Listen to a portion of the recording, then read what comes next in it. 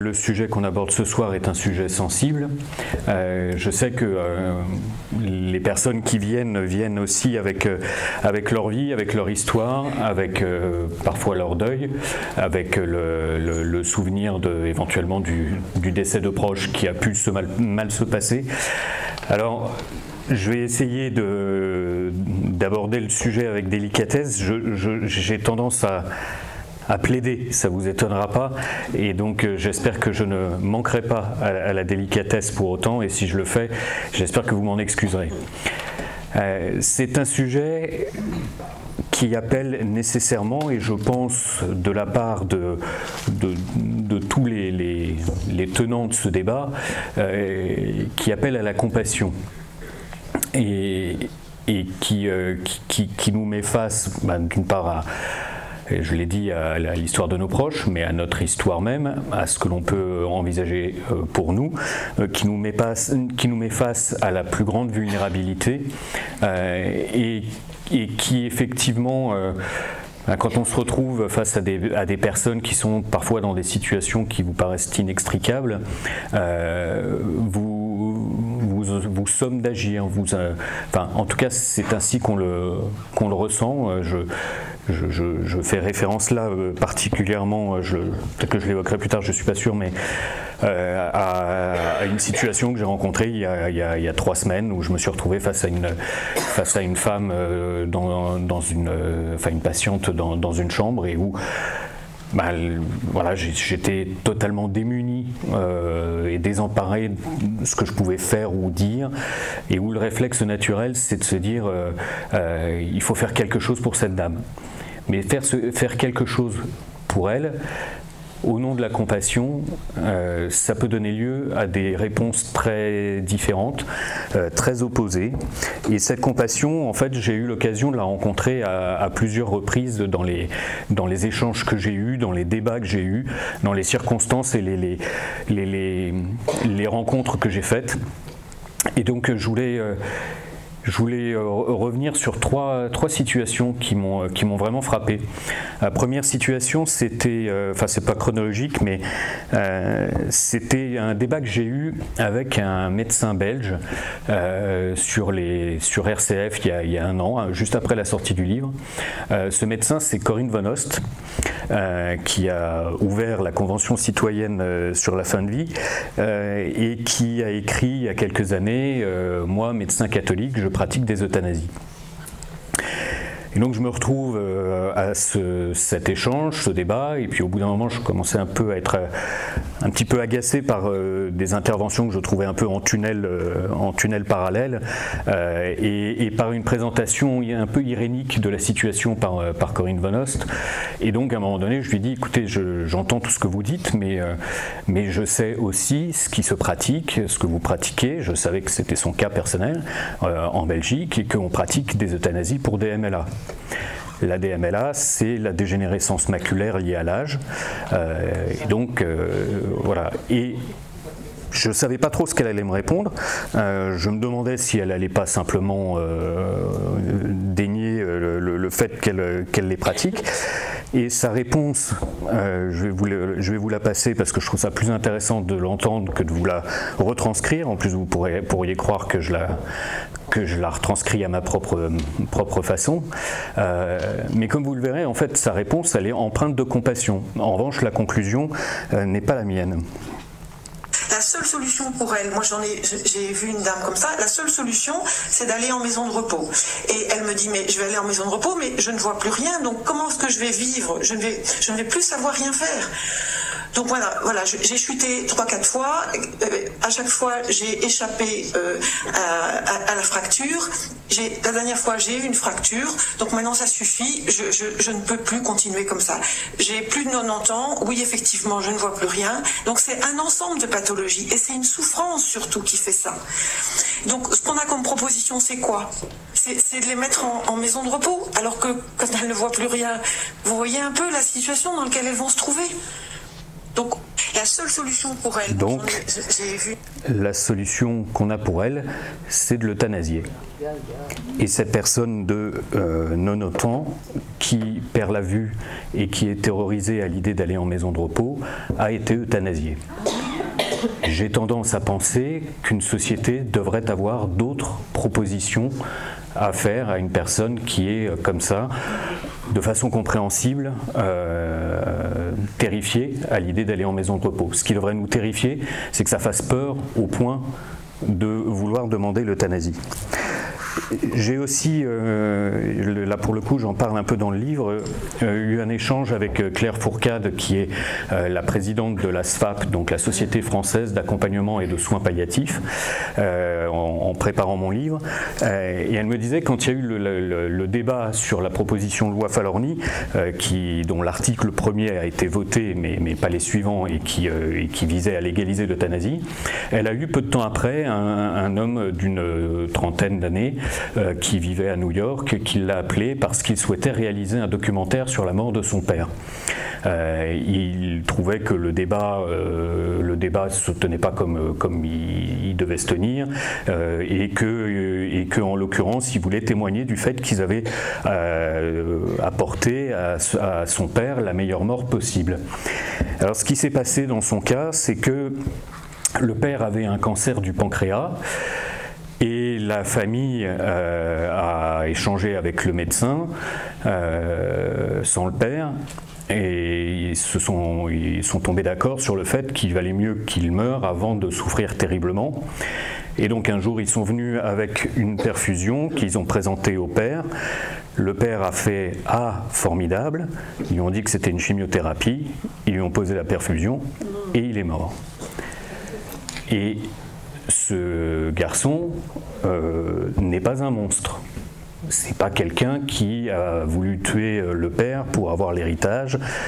C'est pas quelqu'un qui était animé d'intentions malveillantes. Et il voulait sincèrement témoigner du fait qu'il estimait qu'ils avaient fait le mieux qu'on puisse faire, puisque son père était mort de la meilleure mort possible, la mort qu'on ne voit pas venir. Alors dans l'échange avec Claire Fourcade, qui a duré une petite heure, elle a eu l'occasion de lui dire que l'un des principes en soins palliatifs, c'était déjà de ne pas mentir aux patients, qu'on disait toujours la vérité aux patients, ce qui lui a fait un peu comprendre qu'effectivement, ils avaient menti à son père au dernier moment. Et puis elle lui a aussi dit, et je l'ai appris et je préfère le dire aussi, que la réalité c'est que les souffrances insupportables, même avec un cancer du pancréas, ne sont pas inéluctables. C'est évidemment pas la vie en rose, mais c'est néanmoins pas la fin nécessaire.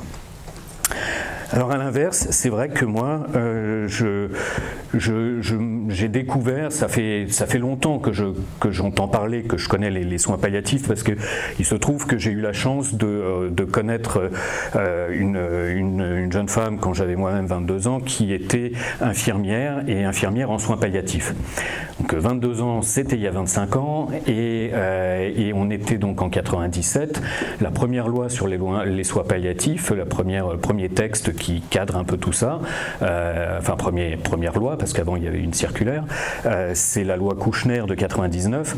Donc ça fait longtemps que j'entends parler des soins palliatifs, mais je me suis rapproché des soins palliatifs par cercle concentrique, parce que j'avais un peu la trouille quand même d'y aller directement.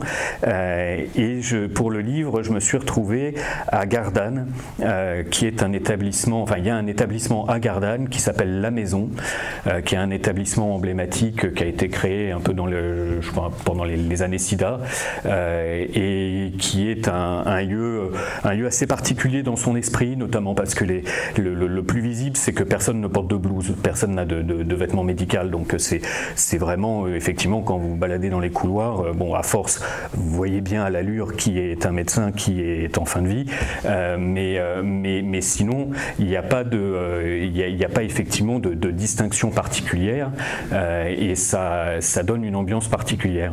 Et je me suis retrouvé dans une réunion de transmission, comme il y a, je pense, enfin je ne connais pas tous les services de soins palliatifs de France quand même, mais dans ceux dans lesquels je suis allé, et conformément à l'esprit des soins palliatifs, c'est comme ça que ça se passe, il y avait une réunion de transmission, donc pluridisciplinaire, c'est-à-dire que vous avez dans la réunion tout le monde, tous ceux qui tournent autour, qui prennent en charge le patient. Vous avez les aides-soignantes, les infirmiers et infirmières, le kiné, la psychologue, le médecin bien sûr, donc tout le monde échange pendant cette réunion. Et il y avait à côté de moi une infirmière qui était bouleversée par ce qui lui était arrivé dans la matinée ou la veille. En fait, il y avait une patiente qui avait giflé son père devant les infirmières. Et moi déjà, première chose, c'est que je me dis, c'est un événement de l'ordre de la vie privée qui a relativement peu d'intérêt pour une équipe médicale. Enfin, c'est la fille et le père font ce qu'ils veulent. Et non, c'est quelque chose qui les a marqués, dont on a, enfin, moi pas, mais dont ils ont discuté pendant une bonne demi-heure. L'infirmière disant, ce monsieur, quand on le voit arriver le matin, on voit qu'il est rouge, on voit qu'il a pleuré toute la nuit, on voit qu'il est triste. Qu'est-ce qu'on peut faire pour ce monsieur, et ça, moi, ça m'a vraiment touché parce que pour les provoquer, je leur ai dit en employant délibérément le mauvais vocabulaire, mais en leur disant mais pourquoi vous vous occupez de lui, votre cliente, c'est la fille, c'est pas le père. Et l'infirmier qui était en face de moi s'est crispé en me disant mais parce qu'on est humain. Et c'était juste, c'est juste ça. On n'est pas que des techniciens, on est déjà des soignants, c'est très bien, mais on n'est pas que ça. On est des êtres humains qui sommes présents dans ce moment de plus grande humanité avec un autre être humain et ses proches.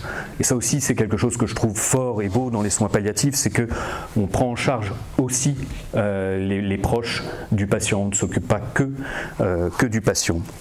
Alors vous voyez, la compassion, elle est nécessaire. Je veux croire que tous les intervenants dans ce débat sont animés par la compassion, mais la compassion n'est pas un critère suffisant pour savoir, ou en tout cas pour se déterminer face au choix dont on parle pour cette fin de vie.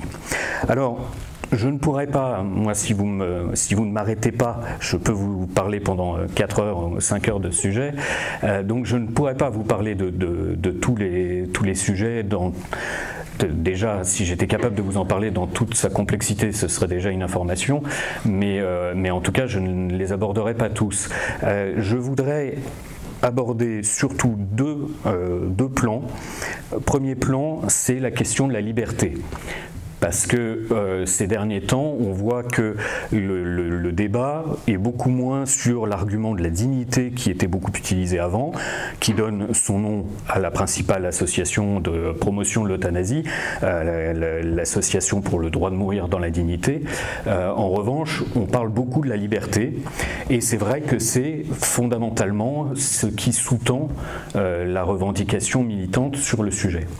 Mais j'ai déjà commencé à le faire. Je ne veux pas parler que de l'euthanasie parce que en réalité, on s'aperçoit, et le milieu le regrette souvent, que quand vous avez des émissions, notamment, enfin quand vous avez des émissions à la télévision, un peu moins depuis quelques semaines, mais quand on vous fait une soirée sur la fin de vie, en fait, ça se résume à pour, contre l'euthanasie.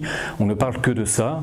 On parle très peu, finalement, de ce que l'on sait faire et de ce qui, finalement, est à l'honneur des soignants et bon, pas qu'à l'honneur de notre pays, on n'est pas les seuls à faire des soins palliatifs, mais enfin, pour autant que ce soit développé, on en reparlera, c'est quand même quelque chose dont il faut parler, et puis parler un tout petit peu du temps du temps de la mort. Je n'aime pas ce genre de néologisme. Beaucoup disent le temps du mourir, c'est mieux que le temps de l'agonie, parce qu'effectivement le mourir, enfin l'agonie, ça semble nécessairement douloureux, ça évoque les râles de la fin.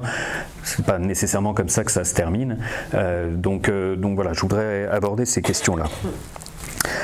Alors sur la question de la liberté, l'un des intervenants qui m'a conduit aussi un peu à réagir, parce que au début je n'étais pas sûr de vouloir écrire ce livre, j'avais peur que d'une part du sujet et puis d'autre part que étant catholique je sois un boulet dans le débat, puisque il faut toujours commencer par désamorcer mais en fait c'est à cause de vos convictions religieuses, et donc en fait à peu près au moment de la proposition de loi Falorni, Bertrand Delanoë était interviewé par Léa Salamé.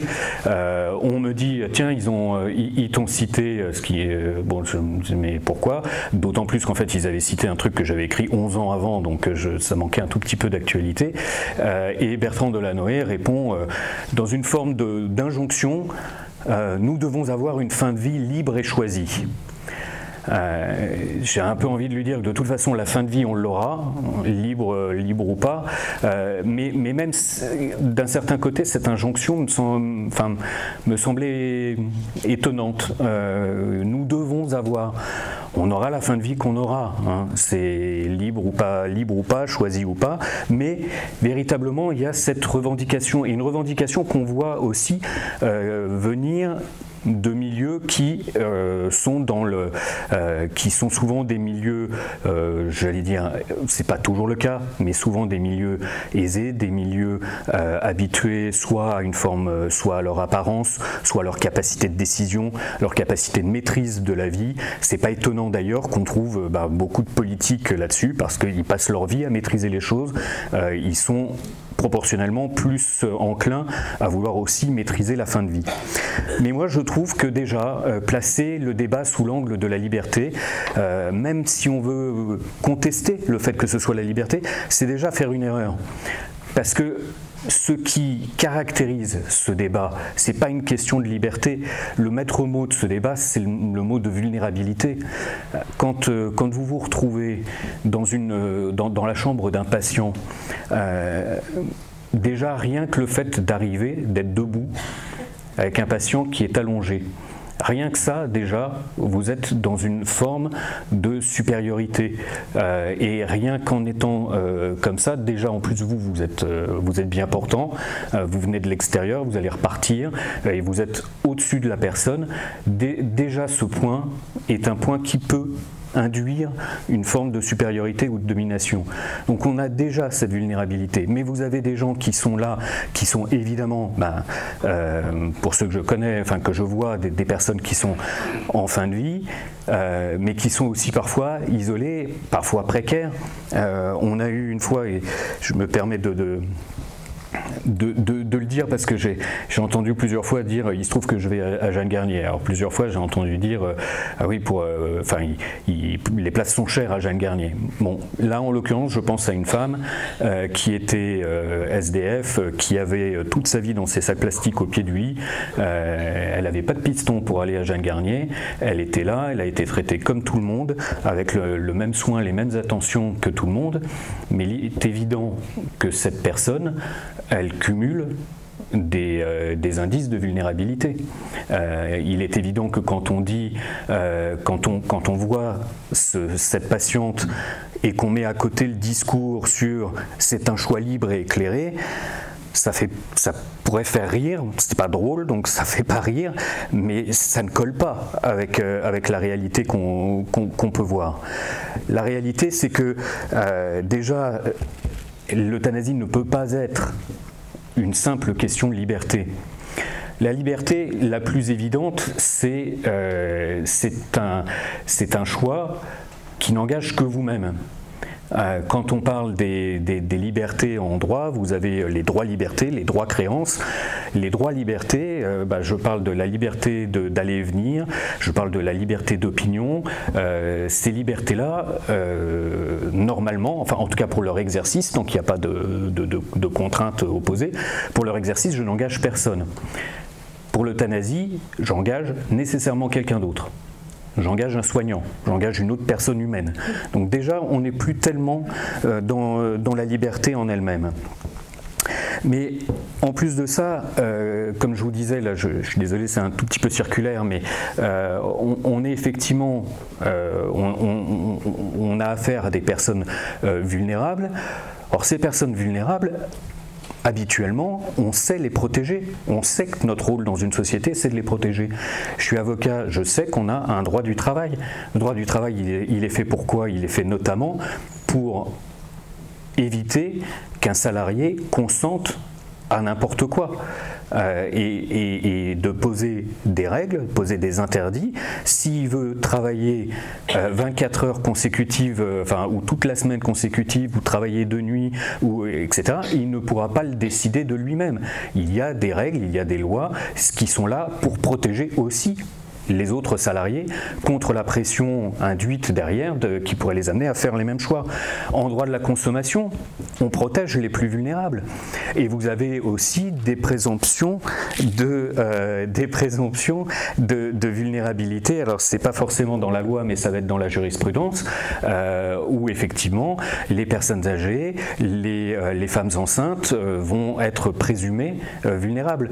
Donc il ne faut pas, comme certains le disent, trouver ça insultant ou paternaliste de dire que les gens sont vulnérables. C'est juste qualifier les choses pour ensuite savoir quel est notre rôle en tant que société. Et notre rôle peut être tout simplement de poser des limites pour protéger les uns et les autres. Il faut bien voir effectivement que nous sommes une société. Et moi, je ne veux pas nier que des personnes puissent demander l'euthanasie de la façon la plus libre possible, la plus dépourvue de pression. La personne dont je vous parlais, dont je vous disais qu'elle était, que j'étais resté démuni, désemparé, je vais pas détailler parce que ce serait trop long, mais elle me disait qu'elle trouvait scandaleux qu'en France on ne puisse pas demander à un médecin de mettre un terme à sa vie. Elle m'a présenté les choses de façon très, très claire, très froide, très rationnelle, en me disant, elle était isolée, en me disant, je n'ai pas de proches, personne ne m'influence, c'est ma volonté, etc. Donc, elle, c'était vraiment sa demande, et donc je ne cherche pas à nier que ça puisse être parfois une demande la plus libre possible. Aussi libre qu'on puisse l'être quand, comme elle, on est veuve depuis 16 ans, on n'a pas d'enfants, on n'a pas de neveux, on n'a pas de proches, on est totalement isolé. C'est aussi une limite à la liberté. Et parce que la réalité, c'est qu'effectivement, pour permettre l'euthanasie des personnes qui, comme elle ou comme d'autres, vont le demander avec détermination et avec une certaine liberté, eh bien la loi étant d'expression générale, vous êtes dans la nécessité de la permettre à tous, et donc de la permettre à la personne précaire, à la personne SDF dont je vous ai parlé, aux personnes isolées, aux personnes âgées, à la grand-mère qui ne veut déranger personne. Et ça, c'est pas un exemple que je prends pour frapper, c'est une situation réelle. Au Québec, j'étais tombé sur une vidéo d'une jeune femme qui témoignait de l'euthanasie de sa grand-mère. Elle disait, on a été prévenu un jeudi matin que ma grand-mère avait été euthanasiée à 11h. Comme elle voulait déranger personne, elle avait prévenu personne, donc il ne le savait pas. Et elle a reçu après une carte un peu de condoléances d'une personne de la maison de retraite, une résidente comme sa grand-mère, qui disait ça lui ressemble tellement, elle ne voulait jamais déranger personne. Humainement, se dire que des gens peuvent demander l'euthanasie parce qu'ils ne veulent pas déranger, ça devrait déjà nous secouer suffisamment. Et la réalité, c'est que des euthanasies dans ces situations-là se produisent légalement dans les pays qui ont légalisé l'euthanasie. J'en perds mon poids. Alors, Quand je dis effectivement qu'on est soumis à des influences, je ne veux pas dire par là qu'on va chercher à nous convaincre de nous euthanasier. J'ose espérer, là ce serait vraiment faire de la science-fiction, mais dans un premier temps, et ce qui peut se produire aujourd'hui, et ce qui se produit déjà aujourd'hui sans qu'on aille jusqu'à l'euthanasie, c'est qu'on baigne dans des influences diverses, et on est soumis à des influences diverses. Première influence, elle est quand même celle de notre culture. On est dans une culture de l'efficacité, de la performance, de la jeunesse, de l'autonomie. Toutes les valeurs mises en avant dans notre culture, dans nos médias, sont aux antipodes de ce que l'on vit en fin de vie. Vous avez aussi l'influence des médecins. Là, je ne veux pas incriminer les médecins parmi nous, mais vous avez tout simplement dans la relation ordinaire d'un patient avec un médecin, il y a une influence. On avait à un moment donné une réunion avec des soignants de soins palliatifs et on discutait de la liberté du patient. Et puis à un moment donné, il y a une médecin qui est un peu rugueuse dans le groupe et qui s'est un peu agacée et qui a dit mais bon, au bout d'un moment ça suffit, on va arrêter de se raconter des salades, on sait très bien comment ça se passe entre le patient et le médecin. À la fin du rendez-vous, le patient il vous regarde et il vous dit et vous docteur, vous feriez quoi à ma place? Et ça, on l'a vécu. On n'a pas besoin d'être en fin de vie pour le vivre. Il suffit d'avoir une opération un petit peu compliquée, le médecin qui vous présente les options, qui vous dit bah, c'est à vous de choisir, c'est pas le médecin qui va être opéré. Et puis quand vous ne savez pas trop quoi choisir, vous demandez au médecin et vous docteur, vous feriez quoi à ma place? Et là, dans diverses, ça ne se passera pas forcément comme ça dans un rendez-vous clair, mais simplement la perception que les soignants, que le médecin peuvent avoir de vous, peut avoir une influence sur votre décision. Et on sait, c'est documenté, que vous avez, c'est ce qu'on appelle le disability paradox, les personnes marquées ou frappées d'un handicap ont souvent une perception de leur qualité de vie bien supérieure à celle de leurs proches et même bien supérieure à celle que des soignants peuvent avoir à leur égard. Et ça a été montré notamment pour ceux qui sont atteints d'un locked-in syndrome, donc qui sont paralysés dans l'incapacité de communiquer. Ou il y a quelque temps, il y avait eu un livre, Le Scaphandre et le Papillon, une personne qui ne communiquait que par les battements de ses paupières. Et bien ces gens, dans cette étude, étaient capables de faire état d'une qualité de vie équivalente à quelqu'un atteint d'un lumbago. Et ça, on est incapable de l'imaginer tant qu'on est en bonne santé.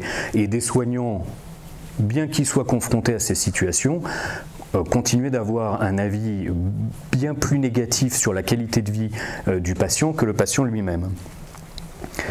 Une autre influence à laquelle vous êtes soumise, on risque d'être soumis, c'est l'influence du questionnement lui-même. Le seul fait de devoir se poser cette question, c'est pas neutre. Vous imaginez, vous êtes allongé dans votre lit d'hôpital, vous dormez mal, vous faites des insomnies, vous souffrez, je l'espère le moins possible, mais peut-être quand même un peu. Et à 4 heures du matin, comme vous avez le droit de le demander, vous vous posez la question de savoir si vous allez demander l'euthanasie le lendemain, quand vous verrez le médecin. C'est vertigineux de se poser cette question-là. C'est une question que personne ne devrait jamais avoir à se poser. Savoir si on va demander la mort le lendemain matin. Et puis vous allez éventuellement vous la reposer dans la matinée. Et le médecin qui aurait dû passer à 10 heures est retenu par autre chose, il ne passe pas à 10 heures, vous la reposez encore dans l'après-midi.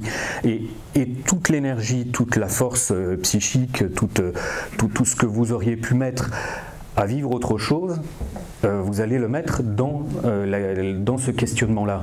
Quand on vous dit une loi qui légalisera l'euthanasie, c'est une loi qui n'enlèvera rien à personne, je pense que ça enlèvera déjà de la tranquillité d'esprit. Et à bien d'autres égards, mais à cet égard en particulier. L'influence, ça peut aussi être l'influence des proches, l'influence bienveillante. Je vous ai parlé du cas de ce garçon sur la mort de son père, mais j'avais interrogé un autre médecin qui est en soins palliatifs à Bordeaux, sur ce qu'il avait rencontré comme situation, et est-ce qu'il avait le sentiment que parfois des proches pouvaient influencer ou exiger certaines choses. Et il m'a raconté le cas d'un monsieur diabétique qui avait dans les 80 ans, qui avait une démence légère et qui était totalement dépendant de sa dialyse. Et on l'avait appelé au titre de l'équipe mobile de soins palliatifs pour venir délibérer avec l'équipe et la famille pour décider ou non d'arrêter la dialyse de la personne. Il se trouve que quand on est, tout ça je vous le dis, mais ce sont que des choses que j'ai apprises au fur et à mesure, il se trouve que quand on est dépendant comme ça d'une dialyse, l'arrêter c'est la mort dans les 3 jours. Et donc il se retrouve dans cette réunion avec l'équipe médicale, il comprend qu'en fait la décision est déjà prise et que tout ce qu'on attend de lui c'est qu'il vienne mettre le tampon du spécialiste pour qu'on puisse dire même le médecin de soins palliatifs était d'accord, ce qui l'agace, et donc il dit bon, de toute façon je ne prendrai aucune décision tant que je n'aurai pas vu le patient, donc je vais aller voir le patient. Et il va dans la chambre du patient, il ouvre la porte et là il se trouve face à un monsieur qui se lève, qui s'approche, qui lui tend la main et qui lui dit « Docteur, ce soir je suis heureux ». Et lui, sachant de quoi on venait de parler, lui dit « Mais pourquoi vous êtes heureux particulièrement ce soir ?» Et le père de dire « Regardez, ils sont tous là ». Lui ne savait pas qu'ils étaient tous là pour décider d'arrêter sa dialyse. Donc il retourne dans la salle, la discussion continue, lui plutôt décidé à pas valider la demande. Et à un moment donné, il y a un des fils qui s'agace un peu en disant mais pourquoi on débat de ça aujourd'hui? Pourquoi est-ce il n'a pas changé, ça n'a pas changé en 6 mois? Pourquoi est-ce qu'on n'a pas parlé de ça il y a 3 mois? Pourquoi est-ce qu'on ne parle pas de ça dans 3 mois? Pourquoi est-ce qu'on en parle aujourd'hui? Et là, il y a une autre personne de la famille qui lui dit mais regarde ta mère, tu vois bien qu'elle est épuisée. Et donc en fait le facteur principal de décision c'était l'épuisement de l'épouse. L'épuisement de l'épouse, il est entendable, il est compréhensible parce qu'il fallait faire des allers-retours en voiture, elle avait le même âge que lui, il fallait faire 3 fois par semaine des allers-retours pour aller faire la dialyse. Ce qui devrait se passer, parce que ça existe, c'est que cette dame aurait dû pouvoir bénéficier, enfin en tout cas son mari aurait dû bénéficier d'un séjour de répit pour permettre à cette dame de se reposer et de reprendre pied. Mais le fait est que l'épuisement d'un conjoint ne devrait pas être un critère de décision pour mettre un terme à la vie de la personne. En l'occurrence, il leur a dit « écoutez, moi je valide pas, je suis médecin de soins palliatifs, si vous prenez cette décision, je l'accueillerai et je lui apporterai les soins qui s'imposent, mais moi je valide pas votre décision ». Il l'a vu arriver 3 jours après, et il lui a donné les soins palliatifs, 3 jours après il est décédé. Et ça, en Hollande, vous avez eu une étude de Chambert de 2010 qui montrait que dans 38% des euthanasies, le caractère insupportable de la situation pour les proches a été un critère de décision. Je ne jette pas la pierre non plus, je veux dire que la situation soit insupportable, soit douloureuse, soit absolument bouleversante, c'est une évidence totalement respectable. Mais simplement, manifestement, ça ne peut pas être un critère de décision de l'euthanasie d'une personne. Alors, si le coq chante 3 fois, je vais m'inquiéter de la suite.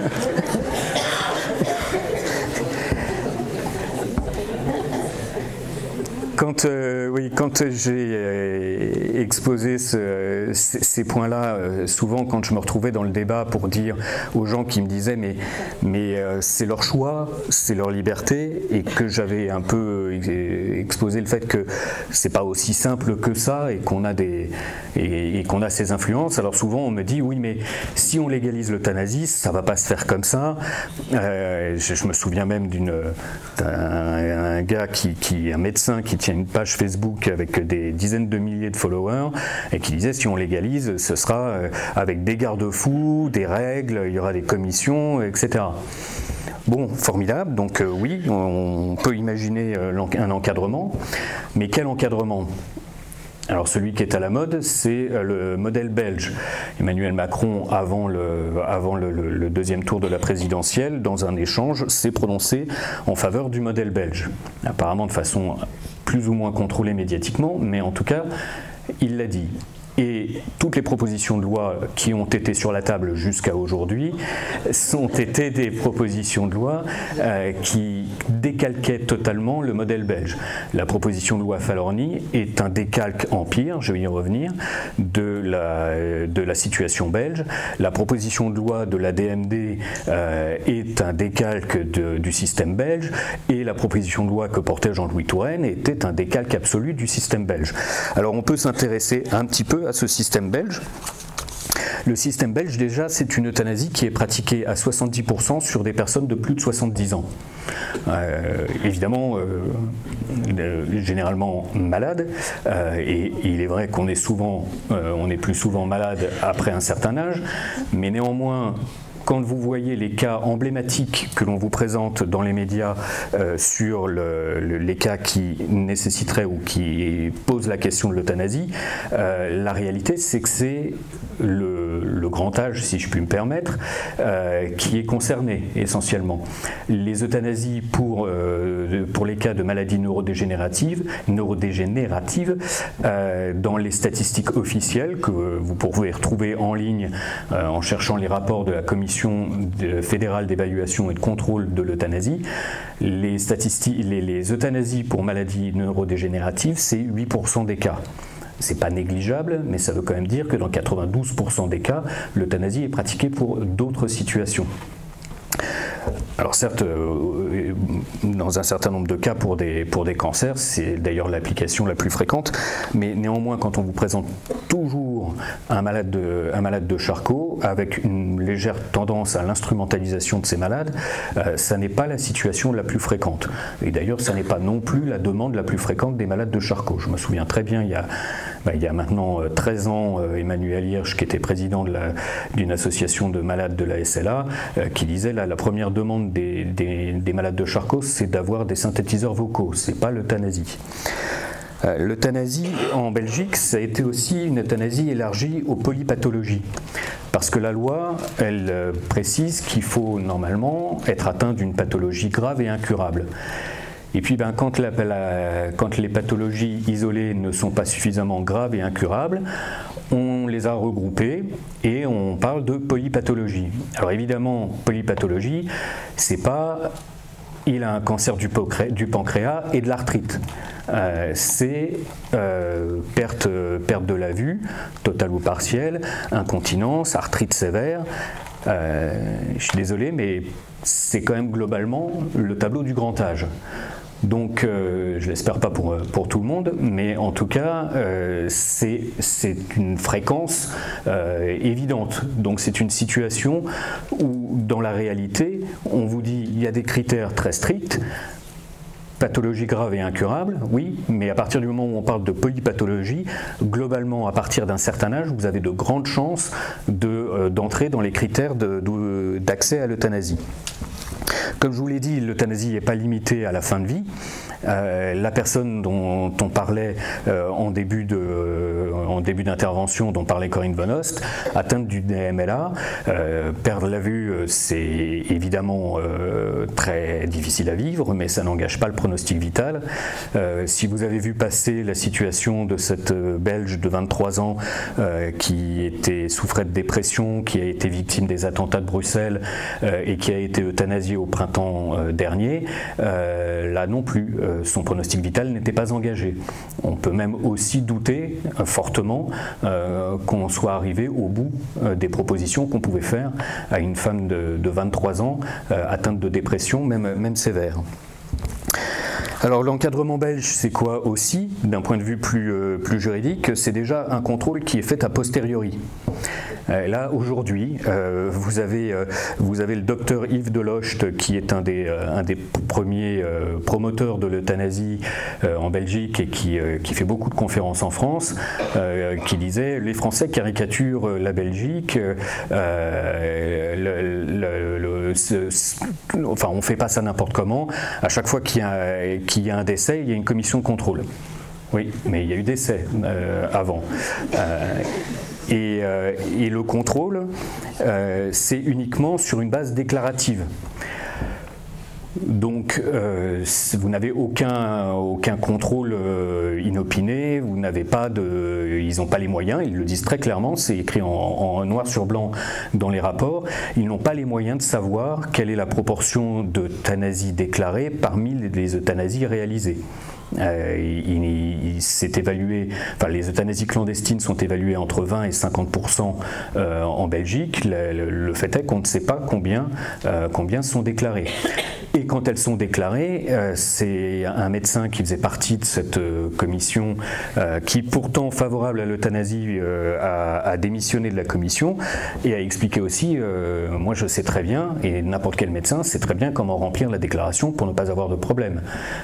Et donc effectivement, quand vous avez fait une euthanasie qui n'est pas totalement dans les clous, il faudrait être un peu cintré pour aller faire une déclaration en disant j'ai pas respecté les délais ni vraiment le consentement de mon patient. Donc évidemment que vous n'avez pas de déclaration claire. Et le président de la Commission fédérale de contrôle et d'évaluation de l'euthanasie, Wim Distelmans, a quand même eu cette déclaration d'anthologie dans une émission, dans un complément d'enquête de 2014. Il a dit, je le citais précisément, quand le journaliste l'interroge pour lui dire mais il y a parfois quand même des cas douteux, et il répond: on ne contrôle que ce qui est déclaré, les cas douteux forcément ils ne sont pas déclarés, donc on ne les contrôle pas. Et donc la commission reçoit des déclarations de cas qui ne sont pas douteux. Elles ont conclu que la loi est assez bien respectée finalement en Belgique. Et la réalité, c'est qu'effectivement, sans vouloir être trop affirmatif ou caricatural, mais cette commission, elle fonctionne comme un organe de couverture des médecins par les médecins. Et vous avez même cette phrase qui, pour un juriste en particulier, et j'espère pas que pour nous, est choquante, dans les rapports officiels de la commission, ils écrivent en toutes lettres que la commission a un rôle de tampon entre les médecins et le pouvoir judiciaire. Ils disent simplement, de quel droit ?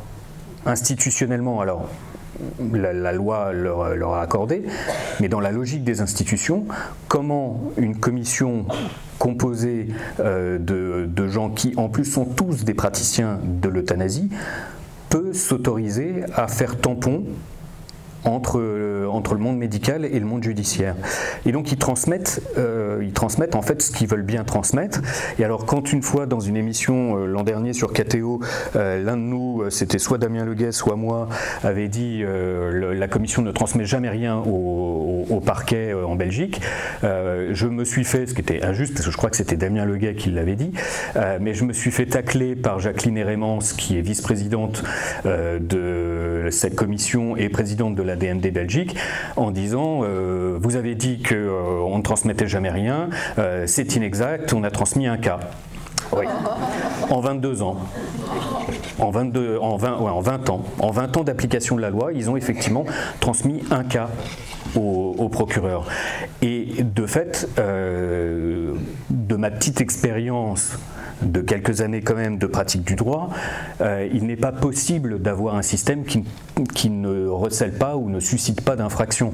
Quoi que vous fassiez, vous pouvez rédiger, c'est pas une infraction, mais vous pouvez rédiger le meilleur contrat possible, et il y aura toujours des entailles au contrat. Vous pouvez rédiger les meilleurs statuts de société, il y aura toujours des choses qui ne fonctionneront pas, et la loi, il y a toujours des infractions. Ça n'est pas en soi un critère d'une bonne ou d'une mauvaise loi, c'est un état de fait. Donc quand on vous dit qu'il n'y a eu qu'un cas litigieux, ça veut simplement dire qu'on a occulté tous les autres cas.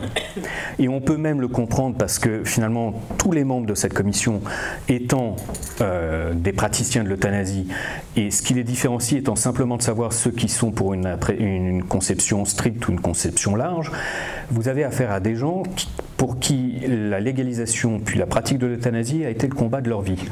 Même en étant bienveillant, le fait est que admettre des risques, admettre des dérives, admettre des échecs, c'est remettre en question ce à quoi vous avez consacré votre vie.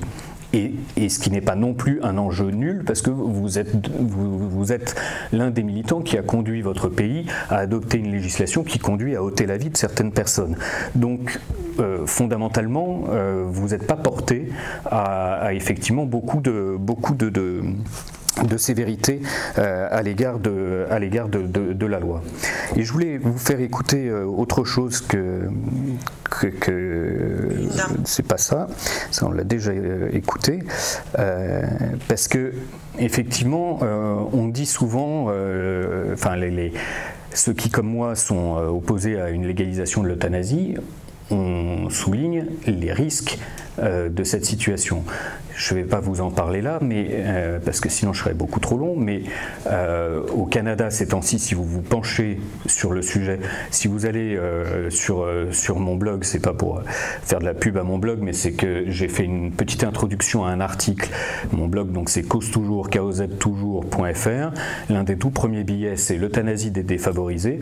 Vous tomberez sur un article qui produit des documents internes à une organisation de praticiens de l'euthanasie au Canada, dans lesquels les praticiens disent eux-mêmes que certains de leurs patients demandent l'euthanasie en raison de leur pauvreté. Vous avez une femme, elle est très claire, et c'est elle qui fait la formation, c'est elle qui a réalisé des euthanasies, et qui commence avec une diapo sur une patiente en disant Mary is very clear, she doesn't want to die, she wants to live, but she has maxed out her credit card. En somme, elle n'a plus les moyens, et bien qu'elle veuille vivre, elle demande la mort. Et sur la diapo, cette personne qui donc a réalisé l'euthanasie le met en toutes lettres, la pauvreté est le moteur de la demande de cette personne. Alors sa conclusion à elle, c'est de dire ça doit vous motiver à exiger une meilleure couverture sociale dans le pays. Bon, soit, mais c'est se bercer d'illusions. Mais la réalité, c'est que voilà, quand on vous dit on ne demande pas l'euthanasie parce que ça va pas à la maison, évidemment, mais enfin, on ne demande pas l'euthanasie que pour des souffrances intolérables et dans des situations inextricables de ce genre. Et vous avez plusieurs exemples comme ça.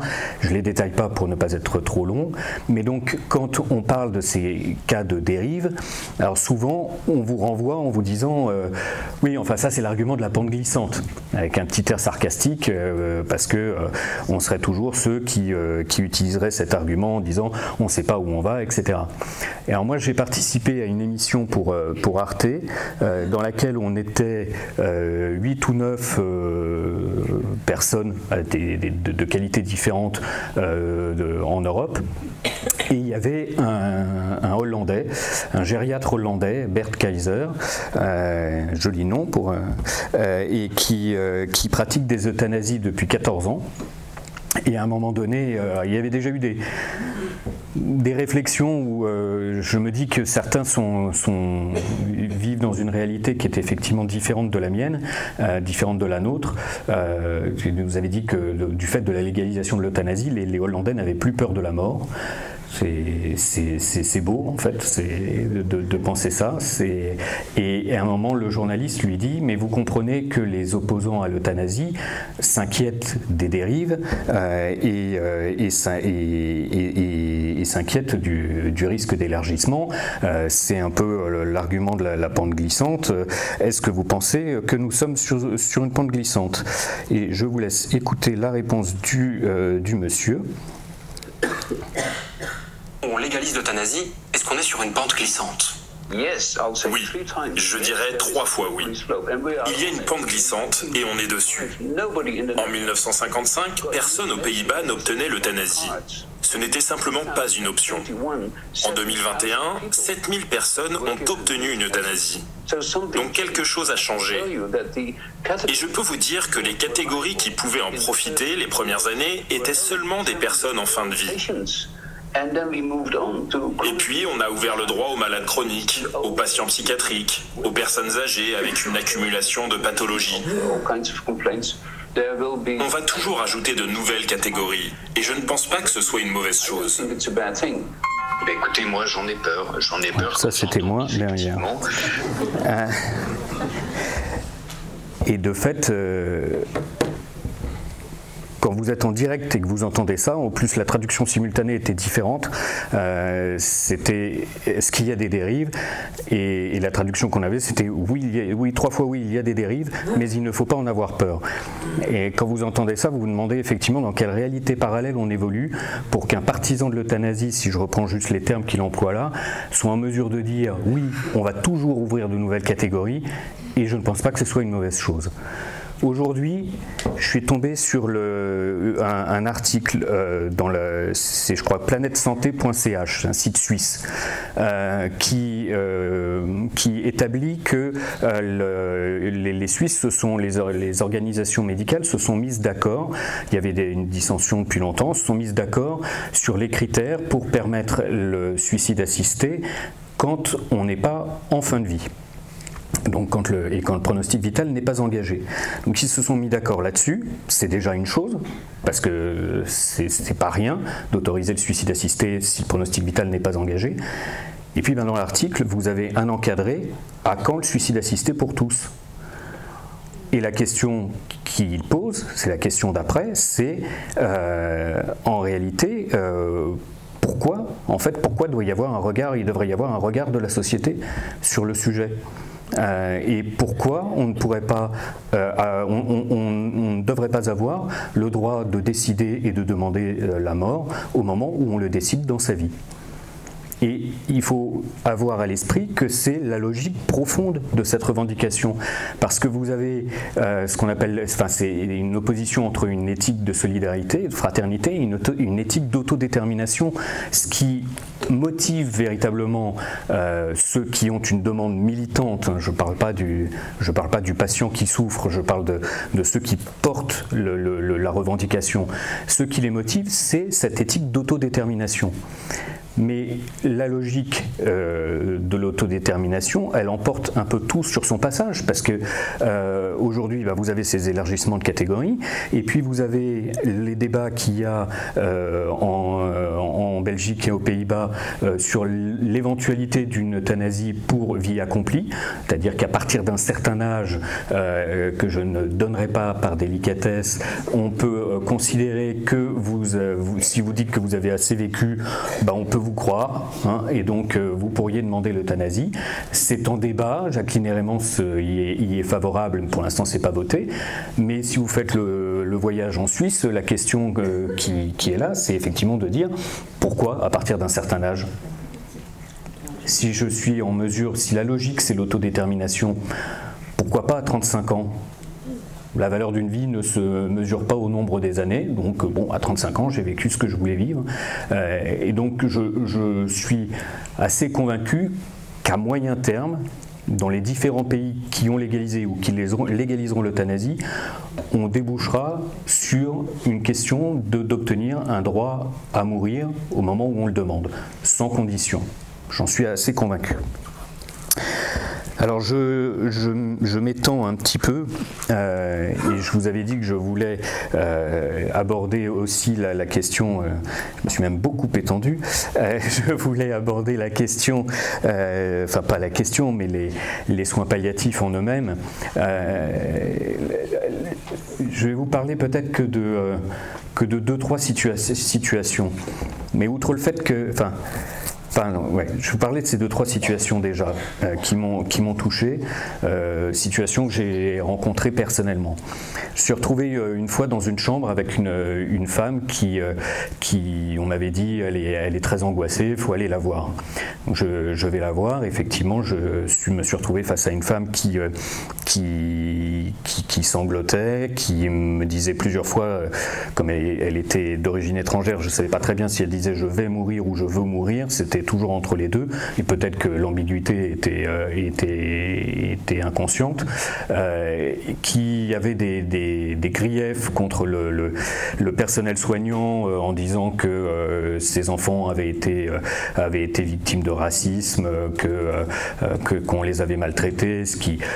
En plus de ça, une bonne partie du personnel soignant étant lui-même d'origine africaine, comme cette personne, l'hypothèse du racisme était assez peu crédible, mais bon, voilà, c'était ce qu'elle disait, et elle était très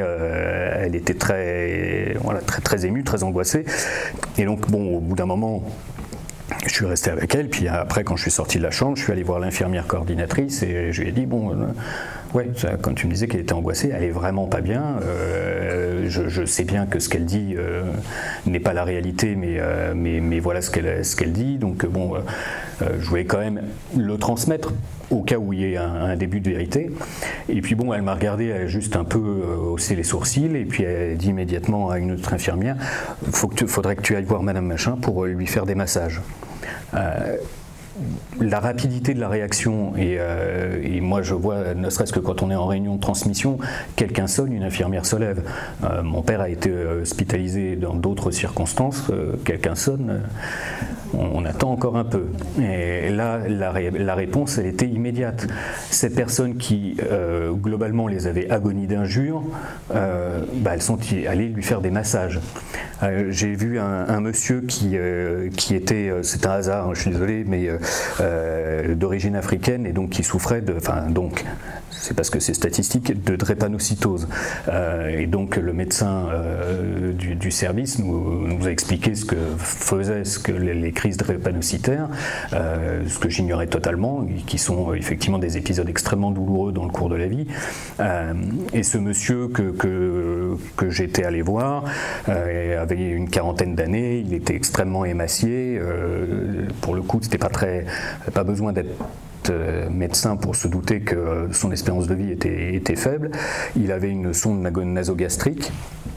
Et en réunion de transmission, le médecin nous dit, lui, quand il est arrivé, je lui ai demandé ce qu'il fait toujours, ce qui le motivait dans la vie, quels avaient été ses plaisirs, quels sont ses plaisirs dans sa vie ordinaire. Et il expliquait qu'en fait, son plaisir, c'était la cuisine. Et que, de fait, là, il lisait des recettes sur Internet pour s'imaginer les réaliser, s'imaginer les goûter, etc. Et donc, pendant 10 minutes, le médecin a débattu avec les infirmières de la façon de préserver une alimentation plaisir pour ce patient. Une alimentation plaisir, quand vous avez une sonde nasogastrique, les infirmières disaient mais même une soupe au vermicelle, ça va boucher la sonde. Mais il n'empêche, ils ont quand même cherché. Et ce monsieur, je l'ai vu le jour de son arrivée le lundi, il est mort le mercredi. Les critères comptables de bonne gestion d'un service hospitalier font que cette discussion de 10 minutes, un quart d'heure était absolument pas rentable. Mais la question n'était pas celle-là. Ils se sont vraiment posé la question de savoir ce qu'ils pouvaient faire pour cet homme-là. Ce qui fait aussi que quand vous entendez les partisans de l'euthanasie dire que quand on fait une sédation profonde et contrôlée, on laisse mourir le patient de faim et de soif, c'est le même médecin qui se préoccupe un jour de l'alimentation plaisir d'un patient dont on dit qu'il serait capable de laisser quelqu'un mourir de faim et de soif. C'est insultant pour les soignants et c'est absolument pas crédible. J'ai eu aussi des rencontres. Une fois, je me souviens d'une patiente, on est arrivé, elle était courbée en deux parce que ça soulageait son dos et ses douleurs au dos, et cette patiente vous dit c'est un bonheur cet hôpital. Alors après avoir dit ça, elle dit bon, c'est pas l'endroit où on a envie d'être, mais puisqu'il faut être quelque part, c'est un bonheur ici. Et puis tout ce que j'ai pu voir, et je vous dirais même ce que j'ai expérimenté, parce que moi je suis arrivé, j'ai à force, enfin j'y suis allé parce qu'à un moment donné je me suis dit à force d'en parler, il faudrait peut-être que tu le vives un petit peu, mais je suis comme tout le monde, j'étais pas hyper à l'aise avec la question de la fin de vie, j'avais peur de ce que j'allais voir dans un service de soins palliatifs, j'avais peur des odeurs, j'avais pas envie, certains me disaient, les bénévoles, voilà, ils parlaient du toucher, moi je les touche pas, hein. Et en fait, vous vous retrouvez, à un moment donné, vous êtes face à une femme qui a la chorée de Huntington, qui ne communique plus, qui vous regarde intensément, vous lui prenez la main. Et puis, quand je lui ai caressé le front, j'ai senti son front qui appuyait contre ma main, et simplement vous découvrez aussi la tendresse, simplement, un lieu où la tendresse se réalise, et même de la part des soignants. Alors, les infirmières, je ne suis pas sûr qu'elles le diraient dans ces termes-là, parce qu'elles veulent quand même, et les aides-soignantes aussi, elles veulent quand même garder la distance nécessaire vis-à-vis du patient, et elles ont une position qui est une position professionnelle, mais néanmoins, si joint de la tendresse, et voilà. Bon, il y a une multitude de petits détails dont je pourrais vous parler qui montrent la tension qu'il y a dans les services, dans ceux que j'ai vus, qu'il y a pour les patients et pour les proches.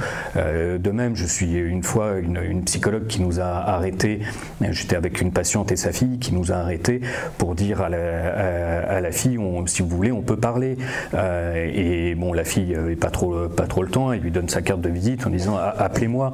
Ah bon, on peut faire ça par téléphone, et moi je trouve que quand on entend ce qu'on en entend sur le système hospitalier français, se dire qu'il y a aussi dans ce système des endroits où ça peut être le rôle d'un psychologue de parler à la fille de la patiente, pas la patiente elle-même, mais que ça rentrera dans ses heures de travail, dans sa mission, de faire en sorte que ce que disent beaucoup les soignants de soins palliatifs, c'est que les soins palliatifs, c'est la paix des survivants. Et c'est aussi, effectivement, la paix pour les proches. Ce qu'il faut aussi avoir à l'esprit, c'est, je pense, le mystère de la fin de vie. Il y a une dimension, et je pense que c'est quelque chose qui nous oppose avec les promoteurs de l'euthanasie, c'est qu'il y a une dimension, pas du tout pour dire ça ne nous appartient pas, ça appartient à Dieu, c'est pas mon propos, même si je veux pas m'y opposer néanmoins, mais c'est juste qu'il y a quelque chose qu'on ne maîtrise pas. Je ne dirais pas que les soignants me le disent aussi, il ne se passe pas toujours quelque chose à la fin de la vie. Il y a des morts qui vont malheureusement être dans l'isolement et la douleur. Mais il y a aussi des situations où, comme le disait le psychanalyste Michel de Musan, on vit ce qu'il appelle le travail du trépas, c'est-à-dire ce qu'il dit comme expression, il dit c'est en somme la dernière occasion, enfin le moment de se mettre complètement au monde avant de disparaître. C'est-à-dire qu'on est, mais on n'est mis complètement au monde qu'à ce moment-là. Or, vous avez des situations dans lesquelles déjà on ne peut pas préjuger du niveau de conscience de la personne, et vous allez avoir des pardons, des réconciliations, des transmissions qui peuvent se produire d'une façon improbable, parfois par les mots, mais quand les gens n'ont pas les mots ou quand la personne ne communique plus, par pression de la main, par un regard appuyé, et plusieurs soignants m'ont témoigné de situations comme ça, et l'une me disait effectivement dans une situation qui avait été très conflictuelle, ils avaient réussi à calmer les choses et à calmer la famille, et croisant quelques jours plus tard le fils du monsieur qui était décédé, dans une famille qui était plutôt le genre de famille dans lesquelles on ne s'épanche pas.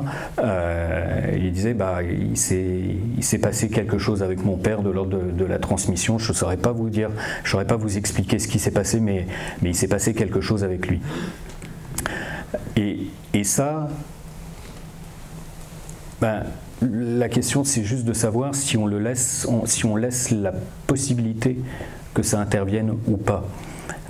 Alors évidemment, avec les soins palliatifs, si vous êtes qu'un bloc de douleur, ça n'arrivera pas. Mais si on vous soulage, il est possible que cela arrive, et c'est ce moment où effectivement vous n'êtes plus en maîtrise de ce que vous, en maîtrise de votre vie, en maîtrise des relations, en maîtrise en maîtrise totale de vos propos, c'est malgré tout un moment qui reste à vivre. Certains le disent, effectivement, la fin de vie, ça reste un moment à vivre. Ça semble peut-être, je me suis parfois fait engueuler à la fin d'une conférence, donc peut-être que je me ferai engueuler ce soir, parce que c'est aussi parfois pour les proches une période qui est de la douleur et de la souffrance. Donc quand je dis que c'est une période à vivre, ça peut peut-être choquer certains, mais cette éventualité, je pense qu'on n'a pas le droit de la fermer. Voilà, il y a beaucoup de choses que j'aurais voulu vous dire, que vous me donnerez peut-être l'occasion de développer dans vos nombreuses questions, mais je voudrais juste terminer insister sur un dernier point, sur le fait que c'est pas une question individuelle. La légalisation de l'euthanasie, quand on vous en parle, et si vous voulez qu'on parle de différence avec le suicide assisté, on pourra en parler, mais là, par raccourci, j'ai parlé que de l'euthanasie. Quand on vous en parle ou quand on fait un sondage, on vous interpelle sur ce que vous feriez dans une situation où. Et donc votre réaction, elle est individuelle. Au début de la mise en place de la Convention citoyenne, la question qui était posée, c'était de savoir si la loi répondait à toutes les situations individuelles, si le cadre répondait, comme on a critiqué ce terme en disant la question n'est pas de savoir si ça va répondre à toutes les situations individuelles, ils ont ôté individuel, mais l'esprit reste un peu là, alors que c'est pour moi véritablement une question collective, au-delà du simple intitulé de débat de société. C'est une question collective parce qu'on engage les autres, on engage des soignants, et des soignants qui ne sont pas que des techniciens, c'est des gens qui sont des personnes humaines qu'on n'a pas forcément on n'a pas à exiger d'eux des choses insurmontables. On engage les autres.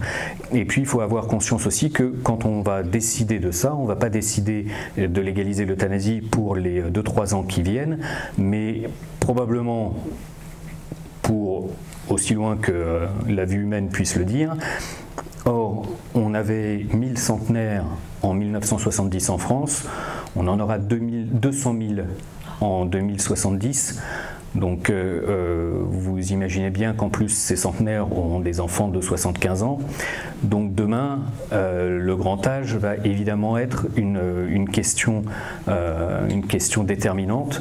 Et comme l'avait dit François Mitterrand à Marie de Henzel il y a quelques années, il se disait opposé à l'euthanasie en disant vous serez très nombreux à être très vieux plus tard et la société pèsera pour que...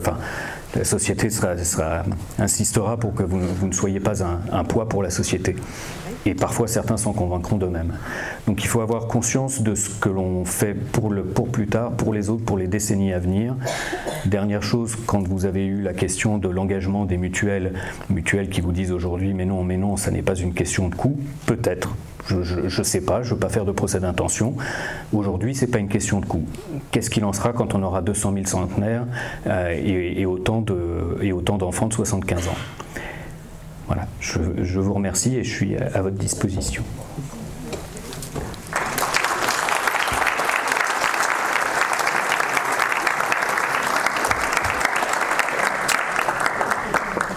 Il y a des questions? Bonjour. Merci de rappeler que l'euthanasie n'est pas qu'une question d'individu, qu'il y a des répercussions, on parle des soignants. Moi, j'ai une question qui me préoccupe beaucoup. Ça concerne le suicide assisté. Et pour des raisons diverses, j'ai fait des recherches pour savoir s'il y avait des études qui avaient été faites sur l'impact du suicide assisté sur les proches, sur les familles qui vivent le suicide assisté. En faisant ces recherches, je me suis heurtée à un silence assourdissant, enfin du moins dans les pays francophones, ceux que sur lesquels j'ai pu me pencher. Voilà, un silence assourdissant, sauf la seule mention que j'ai pu trouver concernant la réaction des proches, la façon dont les proches vivent le suicide assisté, émane d'une revue suisse Horizon, revue scientifique. Le seul article que j'ai trouvé, il date de 2021, où textuellement, les proches sont désignés comme les casse-pieds, comme les empêcheurs de tourner en rond. Quand ils s'opposent, bien sûr, quand ils sont réticents, quand ils souffrent, quand ils sont vulnérables face au projet de suicide d'un proche. Donc ma question, c'est de savoir, est-ce que vous avez une connaissance de de ce sujet des proches dans le cadre du suicide assisté? Merci. Je vous dirais que vous avez fait de bonnes recherches et que je suis arrivé à la même absence de résultats que vous, ce qui en soi n'est pas logique, parce que même s'il avait fallu conclure au fait que tout allait pour le mieux dans le meilleur des mondes, il faudrait au minimum une étude, et compte tenu de l'ampleur et de l'enjeu que cela constitue, on devrait pouvoir l'avoir. Le fait qu'il n'y en ait pas, le fait qu'on ne veuille pas se pencher sur ce sujet n'est pas neutre. Alors juste pour distinguer, parce qu'il se trouve que même certains de nos députés ne font pas la différence, distinguer l'euthanasie et le suicide assisté, la distinction principale, c'est la participation des uns et des autres, participation des soignants, qui, dans l'euthanasie, c'est eux qui accomplissent l'acte final, et dans le suicide assisté, la personne accomplira le dernier mouvement. Selon les modalités, soit elle prendra un médicament, soit elle ouvrira un robinet, soit éventuellement avec le mouvement des paupières, elle pourra décider du mouvement. Donc son implication est plus déterminante. Mais effectivement, en préparant le livre, j'avais aussi donc rencontré Marie de Henzel, qui me disait, mais c'est effectivement, on place les proches dans une situation terrible. Là encore, je ne veux pas dire que les choses sont noires et blanches, peut-être que dans certaines situations, dans certaines familles, ça se passera bien, oui, peut-être. Dans d'autres situations, celui qui accompagnera la personne, le proche, dans son suicide assisté, alors qu'elle ne le souhaite pas, va vivre avec le sentiment de ne pas avoir fait tout ce qu'elle aurait pu faire pour elle. De la même manière que pour un suicide non assisté, ça reste une question qu'on se pose dans le cours de sa vie. Et la personne qui éventuellement n'y est pas favorable, mais aura accompagné, aura quand même, qui n'est pas favorable et qui n'aura pas accompagné son proche, vivra avec le fait de se dire je l'ai laissé tomber, je ne l'ai pas accompagné jusqu'au bout. Donc, qu'il n'y ait pas d'examen des conséquences, c'est assez révélateur en soi, parce que je crains qu'effectivement ce soit pas neutre, quelle que soit la position qu'on a au moment du suicide assisté. La façon dont on va vivre le deuil, elle est assez déterminante.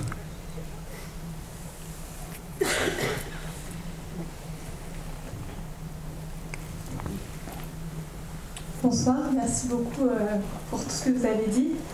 Ce que vous avez dit à la fin, ça m'a fait penser, les visages s'attendaient, moi ça m'a un peu...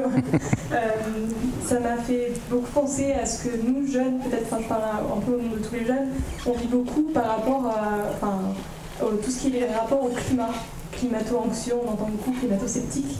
Et le fait que vous avez dit qu'il y aura de plus en plus, la population vieillit, ça m'a fait penser à également le fait que de plus en plus de jeunes ne veulent plus avoir d'enfants, font tout pour ne pas avoir d'enfants, jusqu'à des ablations par exemple. Est-ce que vous pensez que l'euthanasie pourrait être un moyen pour ces climato-anxieux, par exemple, pour aller jusqu'à l'extrême de justifier, vous voyez, pour le climat, il faut qu'on supprime des vies d'une certaine manière, vous êtes le sacrifice de l'humanité. Est-ce que vous pensez que ça peut être un peu un scénario catastrophe, je m'en rends compte, mais comment répondre à ce genre d'argument-là de personnes qui essaient de dire, en fait, il y a trop d'humains sur Terre? Déjà que ceux qui auront 100 ans en 2070 sont déjà là, donc c'est trop tard. Donc rassurez-vous là-dessus, ce sera moi et j'espère que ça se terminera le plus paisiblement possible. Mais c'est... j'arrive pas forcément, je fais pas forcément de lien entre les deux. Ce qu'il est possible, c'est d'envisager qu'il y a un état d'esprit un peu commun effectivement dans une maîtrise de la vie, dans une volonté effectivement d'avoir la main sur la vie et sur la suite, alors qu'effectivement on ne sait pas ce que donneront les enfants qui vont naître aujourd'hui et on ne sait pas quel sera l'avenir. Alors après, le fait qu'il faille qu'on soit le moins nombreux possible, je vois bien que certains le disent, mais on franchit une étape si on commence à dire qu'il faut taper dans le stock existant. Donc, j'espère qu'on n'en est pas là. Bonsoir, merci pour votre intervention. Vous avez beaucoup partagé votre expérience et votre service de bénévole en soins palliatifs. Je voudrais aussi m'adresser aux juristes que vous êtes, avec la question du suicide assisté, de l'euthanasie, viendrait immanquablement la question de revenir sur un interdit fondamental qui est l'interdit de tuer. La question que je me pose et que je pose aux juristes, de revenir sur cet interdit de tuer, est-ce qu'il y a des études, est-ce qu'il y a une réflexion qui a été menée sur l'impact que ça pourrait avoir sur le droit positif français? Alors, pas à ma connaissance. Ce que je peux vous dire d'un point de vue purement juridique, c'est que la Cour européenne des droits de l'homme a considéré que l'euthanasie ne violait pas la Convention européenne des droits de l'homme quand elle s'est prononcée sur le système belge.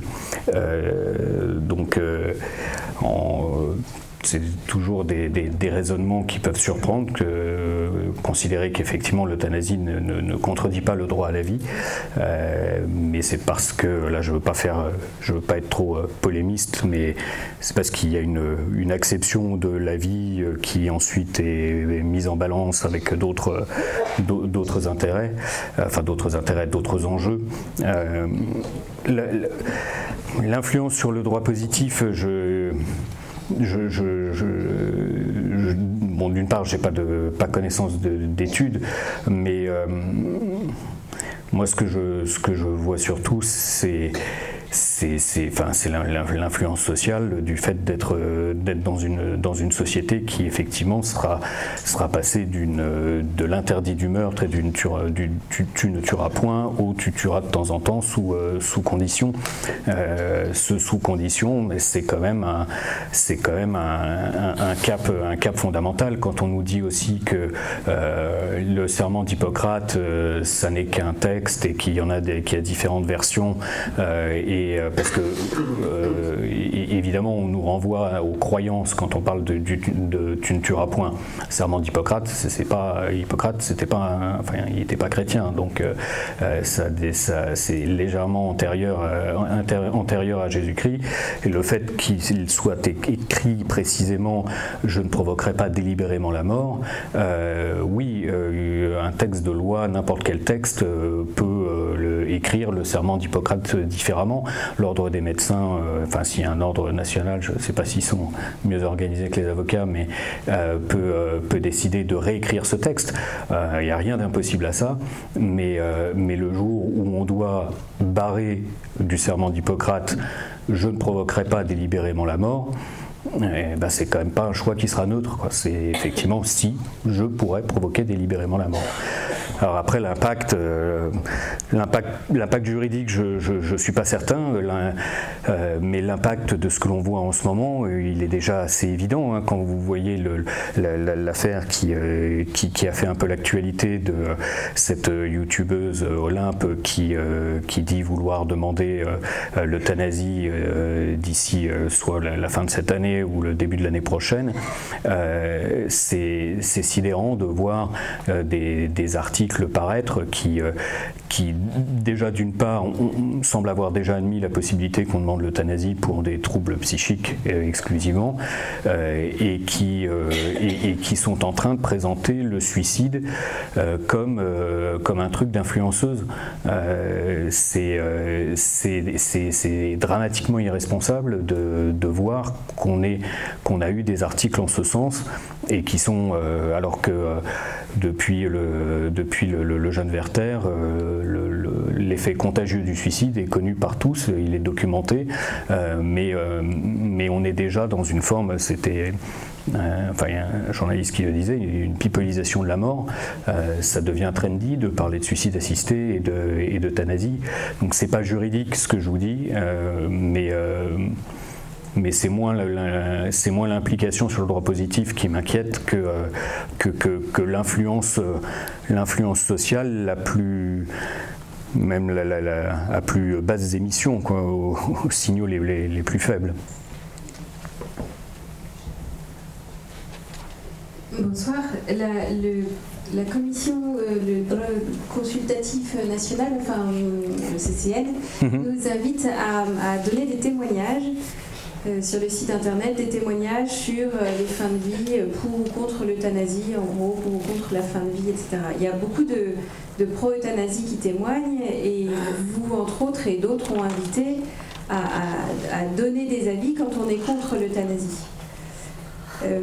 Est-ce que ça risque pas justement d'alimenter cette individualisation des cas, en fait? C'est-à-dire que chacun va y aller de son petit cas particulier. Ceux qui sont pour l'euthanasie vont expliquer pourquoi ça a été merveilleux pour leur grand-mère, et ceux qui sont contre vont expliquer pourquoi ça a été merveilleux pour leur grand-mère d'aller jusqu'au bout. Et est-ce que c'est pas justement ça, on va pas rentrer dans un cas par cas, pour pouvoir dire à la fin en plus que ceux qui ont témoigné pour l'euthanasie étaient plus nombreux, donc en fait c'était quand même mieux de l'euthanasie. Ouais. Ça bascule.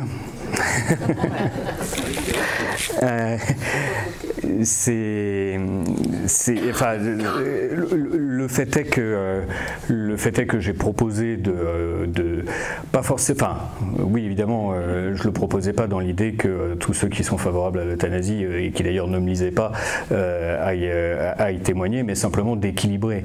Après je suis d'accord avec vous, et c'est aussi un petit peu le mauvais sort de ce débat, et ce qui est déplorable, mais qui est l'état des lieux de notre société, l'état des lieux de notre débat médiatique, c'est que aujourd'hui, vous pouvez tenir tous les raisonnements que vous voulez, vous aurez en face quelqu'un qui arrivera avec une histoire, avec un témoignage. Et même si votre raisonnement est le plus valide qui soit, il sera balayé par le témoignage. C'est ce que les partisans de l'euthanasie font depuis des années. À chaque fois, ils ont opposé des situations qui avaient un effet sidérant sur l'opinion publique. Quand il y a eu Chantal Sébir, qui avait le visage déformé par une tumeur, ça a un effet sidérant. Quand il y a eu Vincent Imbert, Lambert, quand il y a l'affaire la situation de Vincent Lambert, quand on nous présente des malades de la SLA, moi je me suis retrouvé sur un plateau, je pense que c'est le pire plateau que je pouvais imaginer, avec le président de la DMD et une personne malade de la SLA qui arrive en fauteuil roulant pour dire qu'elle demande l'euthanasie, et vous, Erwan Le Moradec, vous lui refusez l'euthanasie. Vous pouvez aligner tous les raisonnements que vous voulez, c'est fini, même si vous avez raison. Donc malheureusement, je suis d'accord avec vous que dans l'idéal, j'aimerais que ça se passe pas comme ça. Et je trouve que le fait, sur des sujets éthiques aussi essentiels, de venir avec sa petite histoire, c'est pas joli. Mais aujourd'hui, malheureusement, le débat, il fonctionne comme ça. Et j'avais aussi eu une rencontre, Monseigneur Dornelas s'était complètement démoralisé parce qu'il disait, moi je fais des débats et je me rends compte que quoi que je dise, ça n'a plus de portée, ça ne touche plus. Et donc oui, je suis d'accord avec vous, il vaudrait mieux ne pas en venir là. Vaudrait mieux ne pas avoir à apporter des témoignages, mais malheureusement on fait avec l'état de la société. Il y a quelques années, il y a eu une conférence à Salguero à Paris où étaient réunies plusieurs personnes de différentes catégories, dont un magistrat de la commission de surveillance au niveau de l'euthanasie en Belgique.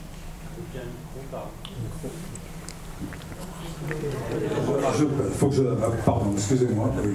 Mais j'ai entendu.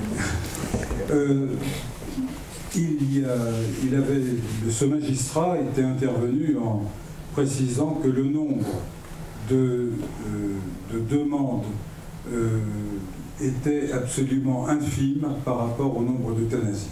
C'est-à-dire que ça rejoint tout à fait le propos que vous avez tenu tout à l'heure sur ce sujet.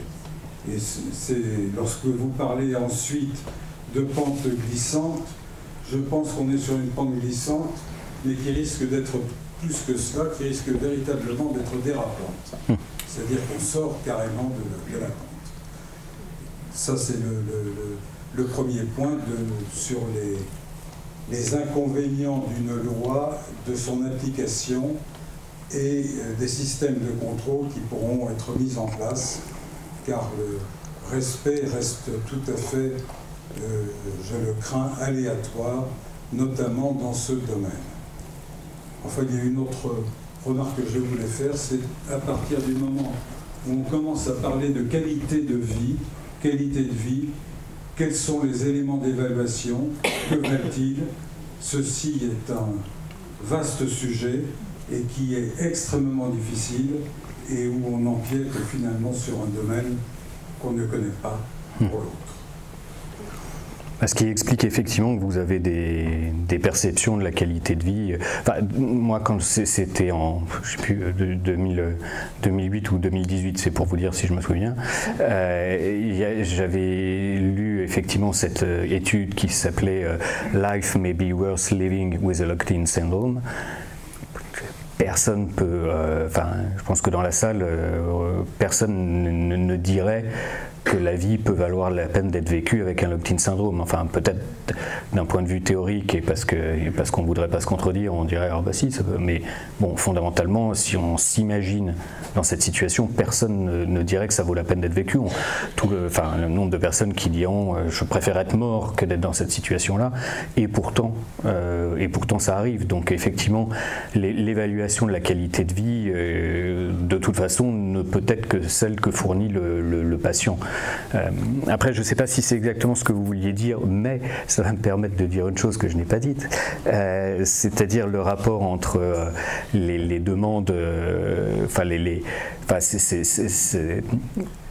ça m'évoque ce sujet, je pense que ce n'est pas exactement ce que vous disiez, mais il y a eu aussi une étude assez précise qui a été menée à Jeanne Garnier, qui vient montrer en fait à quel point les demandes d'euthanasie disparaissent quand le patient est correctement pris en charge par les soins palliatifs. Et cette étude, elle est quand même très très claire. Je cite les chiffres de tête, alors soyez gentils de ne pas refaire les calculs. Vous prendrez mon livre, les calculs y sont, et je suis très mauvais en maths, mais de mémoire, l'étude portait sur 2300 patients de soins palliatifs. Sur ces 2300 patients, vous aviez 60 demandes de mourir. Demande de mourir n'étant pas toujours équivalent à demande d'euthanasie, et sur les 60 pris en charge par les soins palliatifs, seuls 6 persistaient. Donc vous avez en réalité 0,3% des patients qui demandent l'euthanasie, qui persistent dans leur demande d'euthanasie quand ils sont pris en charge par les soins palliatifs. Et cette étude est citée par le CCNE, mais mal citée, d'une part parce qu'ils se trompent dans les chiffres, ils disent qu'il y a 3% de demandes persistantes, c'est pas 3, c'est 0,3, et pour dire que les demandes persistent quand même dans 3% des cas. Ça veut quand même dire que dans 97% des cas, la prise en charge fait qu'il n'y a pas de demande d'euthanasie, mais c'est plus que 97, c'est 99,97% des cas. Donc c'est aussi un ordre de grandeur à avoir à l'esprit. Je pose une question. Est-ce que le choix de l'avortement ou le choix de l'euthanasie, juridiquement, éthiquement, moralement, finalement, ça ne revient pas au même? Et du coup, cette interrogation m'amène à évoquer l'objection de conscience pour les personnels médicaux. Est-ce que finalement l'enjeu il n'est pas d'anticiper et de verrouiller un petit peu ou de préparer la protection de l'objection de conscience dans les années à venir, si on réalise que finalement ces lois vont advenir et que finalement la pente glissante est tout à fait prévisible. Alors, je ferai, évidemment qu'un certain nombre de parallèles ne manquent pas de venir à l'esprit entre la question de l'avortement et la question de l'euthanasie. Là où je me méfie du sujet et où évidemment je ne fais jamais le parallèle, c'est aussi parce qu'il est un peu dangereux de le dire comme ça, parce que les partisans de l'euthanasie se sentent sur le grand chemin héroïque du progrès et tout ceci serait cohérent.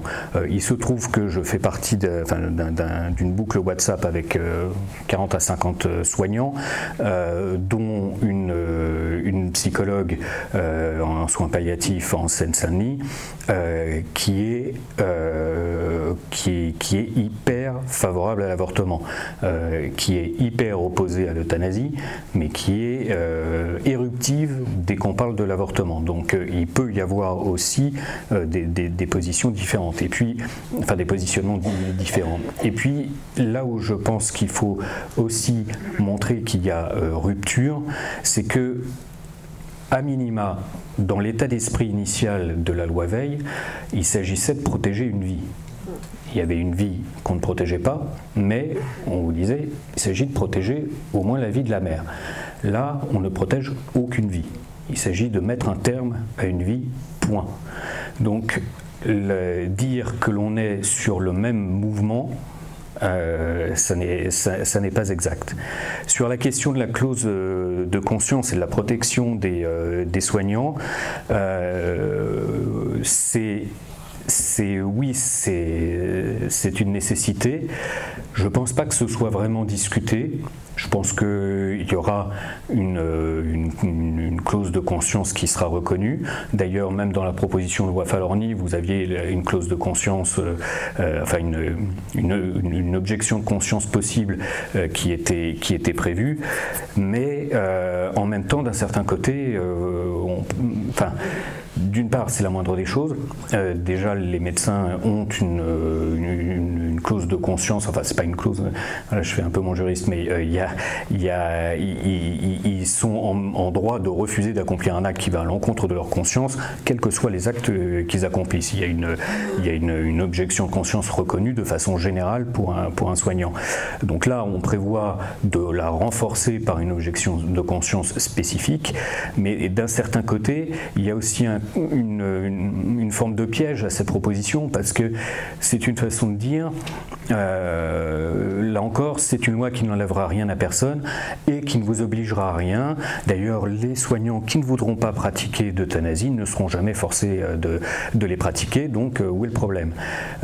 Moi, j'en avais un peu parlé avec différents soignants de soins palliatifs. Alors, l'une se posait la question d'avoir, de solliciter une objection de conscience d'établissement ou de service, en disant en fait on est une équipe, et c'est réellement perceptible quand vous y êtes, que effectivement ce sera très compliqué de faire coexister dans une même équipe soignante ceux qui sont contre et ceux qui soignent les mêmes patients, et celui qui dira non et celui qui ira quand même euthanasier.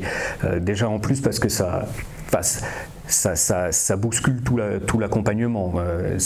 Et d'autant plus que vous avez un patient qui vient dans un projet, qui va solliciter l'euthanasie, sera pas réceptif au reste de ce que vous allez lui proposer. Enfin, si vous allez lui proposer, je caricature, mais il y a à Jacques Garnier comme ailleurs un atelier d'art-thérapie. Je pense que celui qui arrive et qui vous dit, qui demande l'euthanasie, que vous lui parlez de l'art-thérapie, il n'en a rien à cirer, il va vous le renvoyer violemment à la figure.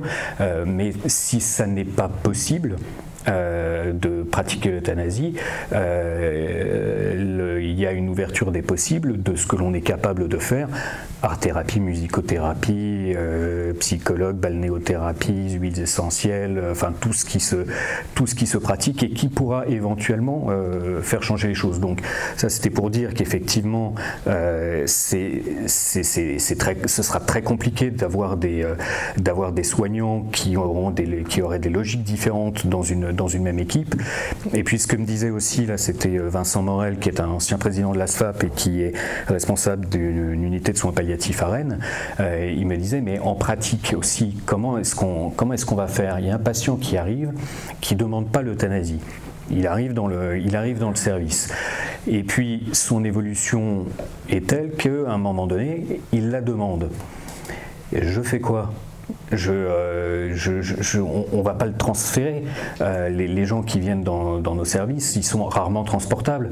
Et humainement, vous êtes avec un patient que vous avez accompagné, que vous avez écouté dans ses angoisses, avec lequel vous avez créé un lien, et puis au moment où il dit je demande l'euthanasie, vous allez dire on va appeler une ambulance pour vous emmener dans le centre hospitalier d'à côté, où là on réalisera l'euthanasie. Donc en pratique ça va être compliqué. Ce qui signifie aussi que très vraisemblablement, ce qui se passera plutôt, c'est que les soignants qui ne veulent pas réaliser d'euthanasie ne les réaliseront pas, mais on viendra dans leur service réaliser les euthanasies. Parce que je ne vois pas comment, effectivement, avec des patients qui parfois sont douloureux simplement à la toilette ou simplement pour les tourner d'un côté, ils sont douloureux, on ne va pas les remettre dans une ambulance pour aller faire ça ailleurs. Donc il va y avoir très vraisemblablement des médecins, puisqu'apparemment on veut que ce soit absolument des médecins, qui viendront dans des services de soins palliatifs pour réaliser des euthanasies. Ce qui là va être un... Enfin, je pense que ça va être un bouleversement assez dur à vivre, parce que c'est complètement antinomique de ce qui se vit dans une unité de soins palliatifs. Donc et en plus je rajouterai un point que développe Claire Fourcade qui est assez important, assez fort, c'est qu'elle dit nous quand on s'engage avec un patient, quand on le reçoit, qu'on a nos premiers entretiens, on passe un pacte de non-abandon avec lui. Et on s'engage pleinement. On ne cherche pas à se protéger. Notre rôle de soignant, c'est pas de nous protéger. Enfin, on veut pas se protéger de la relation avec le patient. On veut s'impliquer. Il s'implique émotionnellement. Or, la clause de conscience, ce serait une façon de dire, à un moment donné, je me retire et je me protège et j'arrête l'accompagnement. Alors, ce sera peut-être mieux que rien. Peut-être qu'il faudra en passer par là, avec toutes les limites aussi, parce que on voit bien comment se déroule en pratique, comment ça se passe en pratique l'objection de conscience pour l'avortement, c'est-à-dire que dans un service j'aime pas me tromper, mais de gynéco-obstétrique, l'infirmière qui veut pas en faire, c'est l'emmerdeuse, parce que elle laisse faire ça aux autres et que c'est quelque chose qui plaît à personne, même à ceux qui le font. Et en Belgique, certains disent que c'est déjà un petit peu ce qui se dit et ce qui se vit, c'est-à-dire que celle qui refuse de faire des euthanasies, en fait, on lui dit ouais, t'es gentil, mais tu laisses faire le sale boulot aux autres. Parce que tout le monde sait, tout le monde dit que c'est un sale boulot. Et donc il y aura de la pression. Moi, ma crainte, c'est que de toute façon, tout ça ne fasse que bouleverser les soins palliatifs et mettre en péril leur équilibre, et qu'on se retrouve, comme on a effectivement sur la question de l'avortement, des infirmières qui ne veulent plus aller dans ces services-là, des étudiantes en médecine qui ne veulent pas s'orienter vers ces services parce qu'elles ne veulent pas être confrontées à cette question-là, et qu'on ait demain la même chose, parce que en fin de vie, certains ne voudront pas aller dans des services où ils risquent d'être soit amenés à le faire, pour ceux qui n'y sont pas complètement opposés, mais opposés théoriquement, parce que le jour où il faut appuyer sur la seringue, c'est un peu différent, soit amenés à en être témoins, amenés à y être associés, et donc ne plus rejoindre de services de soins palliatifs. Et quand on entend tous les discours qui nous disent il faut développer les soins palliatifs parce qu'il y a 26 départements où il n'y en a pas, on ne peut pas se permettre ça. Aujourd'hui, moi je vois bien à Jeanne Garnier, ils se draguent pour recruter des médecins en soins palliatifs. Ils font tous valoir soit leur expertise, soit l'environnement local, le recrutement est compliqué. Demain, si on bouleverse ça va être encore pire. Et donc nous dire que tout ça va se faire en bonne entente et qu'on va développer les soins palliatifs et légaliser l'euthanasie, non, je pense que on ne peut pas se le permettre, et on va mettre un frein au développement des soins palliatifs tout en affirmant l'inverse. Bonsoir. Alors, d'abord, merci beaucoup pour cet exposé, pour le travail que vous faites sur le témoignage que vous avez porté, ce qui existe aujourd'hui et qui est extrêmement positif. Néanmoins, le tableau est très noir, la loi semble inéluctable. Du coup, on fait quoi? On subit, on est des spectateurs désolés de cette situation. Si je vous dis oui, ça va.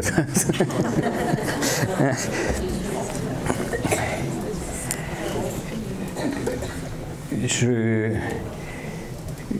vous dirais que personnellement, il y a plusieurs choses qui m'animent. Je le disais tout à l'heure à nos amis de RCF. Il se trouve que j'ai mis en 2005, quand j'ai créé mon blog, j'ai mis une phrase de Maritain en exergue dont je ne pensais pas que je la trouverais fondée aussi longtemps. La phrase étant l'important n'est pas de réussir ce qui ne dure jamais, mais d'avoir été là, ce qui est ineffaçable. Soyons là, moi j'essaye d'être là. Réussir, c'est sûr que je n'ai pas un optimisme béat sur cette situation. Mais après, je me dis que d'une part il faut, pour reprendre une distinction sur d'autres sujets, se manifester, parce que si ça passe sans, je dis pas justement cette distinction-là, je parle pas de manifestation en soi, je pense pas que ce soit un sujet sur lequel on mobilise et sur lequel on aille dans la rue. Mais si ça passe sans difficulté, alors on ira immédiatement sur un élargissement dans 2 ans. Si là, aujourd'hui, parce que la question que se posent les soignants, c'est de dire est-ce qu'il ne faut pas aujourd'hui dire qu'on est pour le suicide assisté, parce que dans tous les pays où il y a une opposition frontale. Le résultat, c'est qu'ils ont eu la pire des lois sur l'euthanasie, c'est ce que disent les Canadiens. En Espagne, ça s'est aussi produit de cette manière-là. Et donc, ils se disent, est-ce qu'il ne faut pas aujourd'hui dire, bon, même s'ils se sont opposés, même si pour eux le suicide assisté n'est pas une solution, dire stratégiquement, vaut mieux dire oui. Mais simplement, s'ils disent oui aujourd'hui, ce sera un acquis dans le débat et on passera les mois qui viennent à discuter de la façon d'aller au-delà. Et de la même manière, je crains fort que si, comme on le dit, on limite une évolution de la loi à une légalisation du suicide assisté, on est de toute façon l'évolution que le CCNE a déjà mis en avant, qui est de dire suicide assisté pour les uns, mais au nom de l'égalité, il ne serait pas juste que ceux qui ne peuvent pas se mouvoir tout seuls ne puissent pas y avoir recours, donc euthanasie pour les autres. Et puis à terme, de toute façon, ce sera un peu euthanasie pour tout le monde, parce qu'une fois qu'on aura franchi le pas, on le fera. Et donc, pour moi, d'une part, on ne sait pas ce qui peut se passer dans le processus en cours, c'est-à-dire que j'ai pas des espoirs formidables, mais un peu d'espoir que ce que l'on dise puisse de temps en temps allumer une lumière chez l'un ou l'autre, pas forcément le convaincre à 100% de notre position, mais susciter un questionnement, faire en sorte que le fait d'aller au plus loin possible se fasse pas de façon immédiate et qu'il y ait quand même et même le fait qu'il y ait ce débat au final peut-être que la seule chose positive que je retire de ce débat, c'est qu'on n'a jamais autant parlé des soins palliatifs que depuis le mois de septembre. Les Français entendent parler des soins palliatifs comme ils ne l'ont jamais pu depuis des années, et même des soignants, parce que dans les discussions que j'ai eues, je suis même tombé sur des médecins qui visiblement ignoraient l'existence des soins palliatifs et leur réalité. Donc voilà, il y a des choses que ce processus permet malgré tout. Après, j'envisage aussi parfois les scénarios noirs moi-même. Et je me dis que, évidemment, on ne peut pas tous être bénévoles en soins palliatifs, mais qu'à un moment donné, vous direz pas à nos amis laïcs que je cite le pape François, mais quand il parlait d'être dans cette société comme un hôpital de campagne, il n'est pas impossible que ce soit le seul rôle et le seul sort qui soit le nôtre, et qu'à un horizon que l'on n'est pas en mesure de déterminer nous-mêmes, ce soit comme ça que l'on puisse au fur et à mesure réinstiller quelque chose. Je veux dire que certaines attitudes catholiques ont pu faire des dégâts sur des générations. La fermeture par rapport à la fille mère renvoyée de la paroisse vous produit des anticléricaux virulents 3 générations après. Peut-être que la charité bien accomplie fera que quelques générations après, certains se disent ce jour-là, c'est un catholique qui nous a aidés. C'est effectivement, voilà, je ne suis pas hyper optimiste sur l'évolution immédiate de la société, mais après, voilà, comme disait un moine, il faut compter en siècles. Alors je ne vais pas me lever. Moi j'ai pas vraiment de questions, en fait, j'ai surtout de réflexions. Alors la première, c'est que les soins palliatifs, moi j'habite à 50 km d'ici, on pourrait presque nous appeler les zones blanches. Soins palliatifs chez nous, ça n'existe pas beaucoup.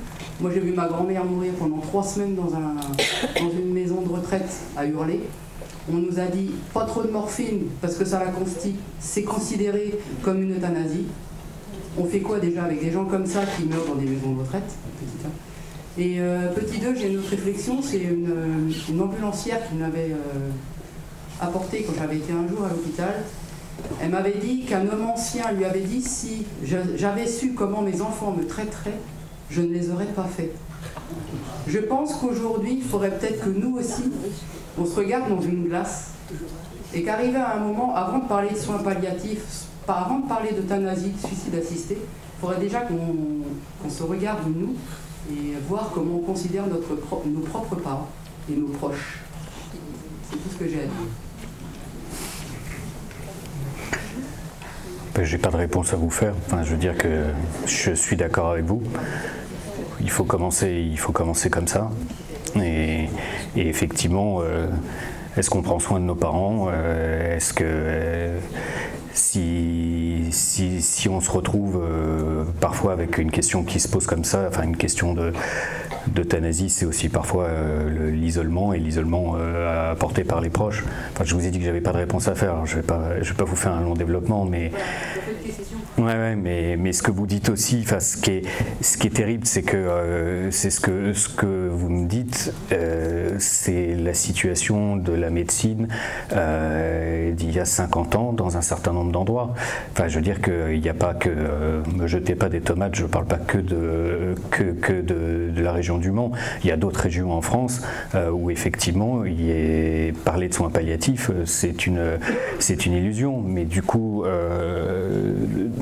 effectivement, c'est quoi le combat qu'on doit mener aujourd'hui? C'est que des propos comme celui-là. Enfin, moi j'avais demandé à Ségolène Perruchio, je lui avais dit, on me dit parfois qu'il y a des qu'il y a des allergies à la morphine, et que donc il y a des personnes qu'on peut pas traiter, et m'avait dit d'une part, terme d'allergie en soi, c'est généralement pas ça, c'est une intolérance à la morphine.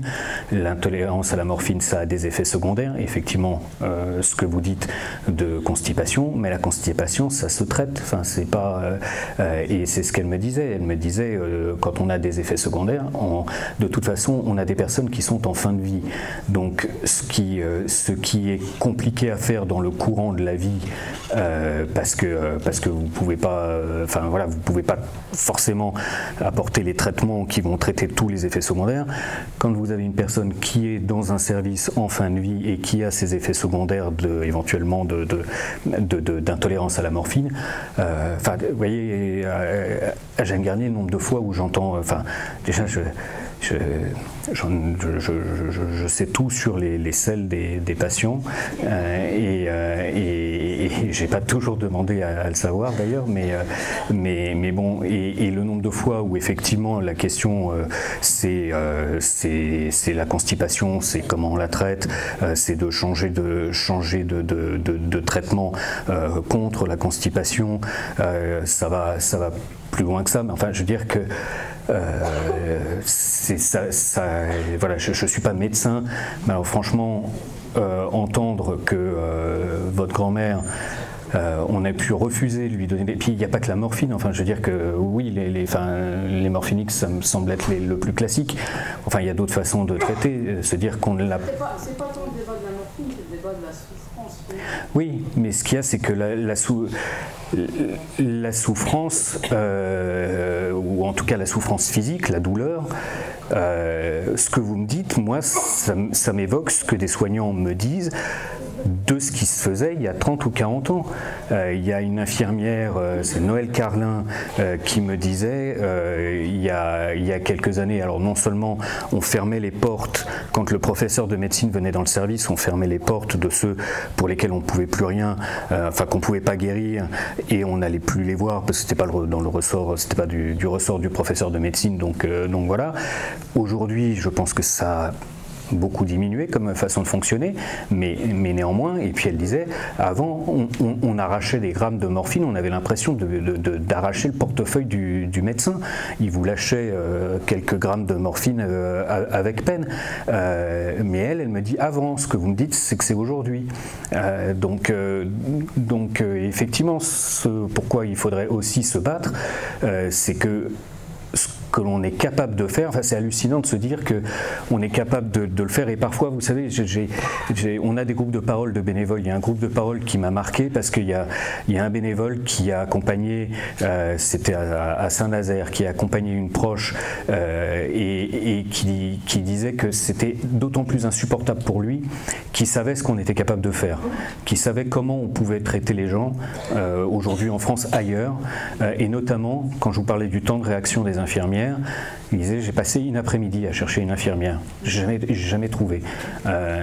Et voilà, enfin, je veux dire, et quand vous avez bon, là je m'emballe un peu, mais quand vous avez les partisans de l'euthanasie qui vous disent on est pour l'accès universel aux soins palliatifs, qu'est-ce qu'ils ont fait pour ça? Qui mettent toute leur énergie et qui mettent leurs moyens financiers, parce que comme fou de savoir qu'ils ont plus de moyens financiers que la SFAP, qui mettent leurs moyens financiers pour ça, pour effectivement se battre pour que ce soit partout pareil en France, que ce qui se fait à Jeanne Garnier dans un certain nombre d'établissements de référence en France, ce soit pas une exception et que tout le monde y ait droit, parce que c'est pas normal. Je veux dire, votre grand-mère, ça n'aurait jamais dû se passer comme ça. On est capable de faire autrement.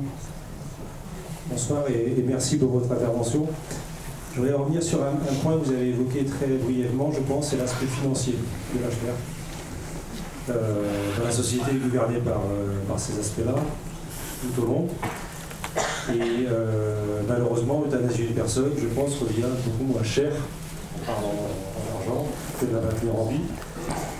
Et donc ma question est la suivante, sur les pays ou les États qui ont légalisé l'euthanasie, dans quelle mesure ce n'est pas d'abord une raison financière? Alors honnêtement, je ne pense pas que ça ait pu être d'abord une raison financière, mais en revanche, très concrètement, au Canada, avant, alors je ne sais plus si c'est au niveau fédéral ou au Québec, je crois que c'est au niveau fédéral parce que l'étude est en anglais, mais avant la légalisation, il y a eu une étude universitaire sur les économies réalisées par la pratique de l'euthanasie. Et c'est une université, et cette étude a été actualisée, et c'est pas un truc, je vous déterre pas là une étude lambda, parce qu'on sait que de toute façon les Nord-Américains, c'est comme les applications d'iPhone, hein, il y a toujours une app pour ça, les Américains, il y a toujours une étude pour ça ou pour dire le contraire. En l'occurrence, c'est une étude qui a été versée à un bureau parlementaire, donc c'est une étude très officielle qui a calculé effectivement, et si effectivement l'euthanasie intervient à tel délai avant la mort supposée de la personne, et si, comme statistiquement, ce sera plutôt des personnes atteintes de cancer, donc si on peut évaluer les traitements et les chimiothérapies, etc. Donc je ne pense pas, j'ose espérer que ce ne soit pas avant tout financier, mais une fois que ce calcul est fait, qu'on me dise que ça rentre par là, ça sort par là, et que ça ne rentre absolument pas en compte dans le choix qui est fait, j'en suis effectivement pas convaincu.